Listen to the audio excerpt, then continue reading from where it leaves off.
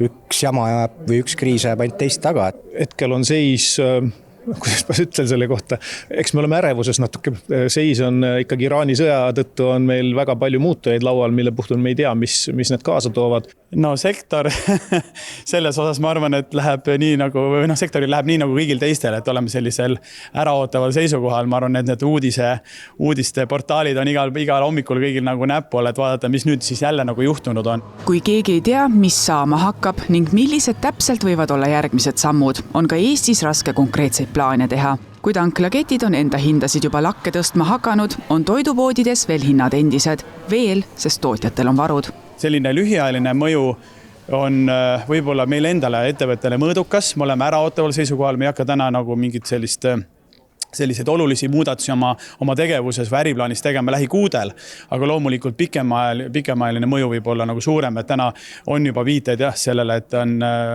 teatud toormaterjalide kättesaadavuse hilinemisi. Sama pudel, mis mul käes on, siis selle peaaegu kõik komponendid lähevad tunduvalt kallimaks praeguse info järgi Iraani sõjaga seoses.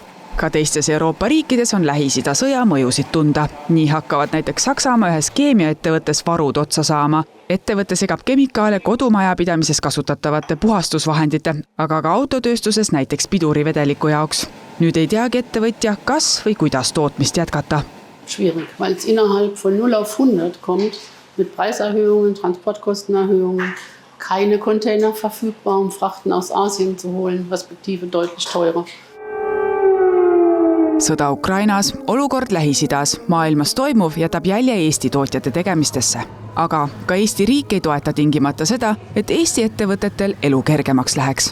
Kui nüüd aktsiiside osas rääkida, siis me oleme kahjuks olukorras, kus alkoholi aktsiiside tõstmine on olnud Eesti poliitikutele selline rahvusport, ma nimetan seda, et nad on uued jõulud, et muidu kui jõulud tulevad kindlasti nagu raudkuul detsembris, siis meil on aktsiisitõusud, mis kindlasti tulevad hiljemalt 1. jaanuar.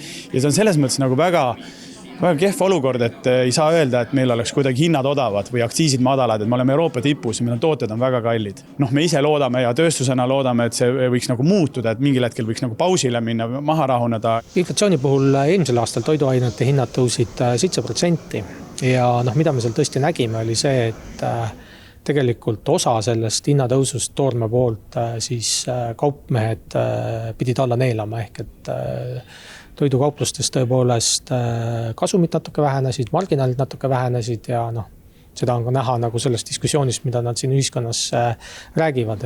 Paljudel ettevõtetel on hinnapoliitika ja lepingud kuudeks ette tehtud, mistõttu kohe päeva pealt hinnamuutusi teha ei saa. Siiski ei ole tarbija jaoks pikemas vaates väga palju häid uudiseid. Kui läheb edasi nii, nagu hetkeseis on, siis ilmselt hinnatõus tuleb.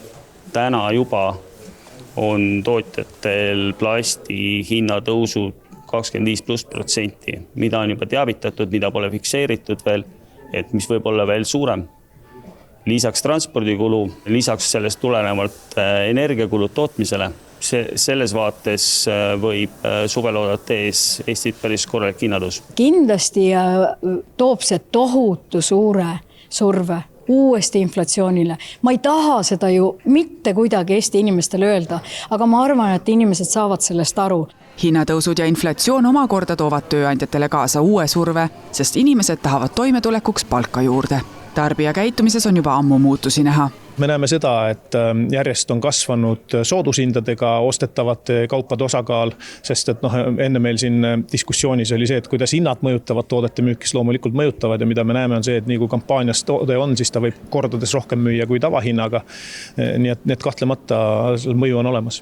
Eks võib-olla kõige suurem väljakutse ongi see, et tagada stabiilsed kaubavood ja sobivad ja armastatud maitsete esindatus lettide peal. Me ei ole täna ja viimased aastad olnud stabiilses majanduskeskkonnas. Me oleme kogu aeg olnud mingite erinevate kriiside, konfliktide määramatuse keskel. Kõik hinnatõusud, mis on mõjutavad ja ka tarbijatel raha ju ülearu ei ole, kuigi ega tegelikult ju suures pildis Eesti elu ei ole väga paha sugugi võrrelda paljude teiste riikidega maailmas. Aga ikkagi kõik asjad, mis lähevad halvemaks, ei ole head ja praegu neid halbu sõnumeid maksutõusude ja hinnatõusude tõttu tõesti on olnud. Ja nüüd see külm talv ka veel, mis oli meil siin kallid elektrihinnad ja kõik muud teemad. Aga üldiselt me oleme optimistid. Me usume seda, et tuleb ilus suvi, me usume seda, et kõik sõjad lõpevad ühel hetkel ära ja elu läheb ikkagi paremaks.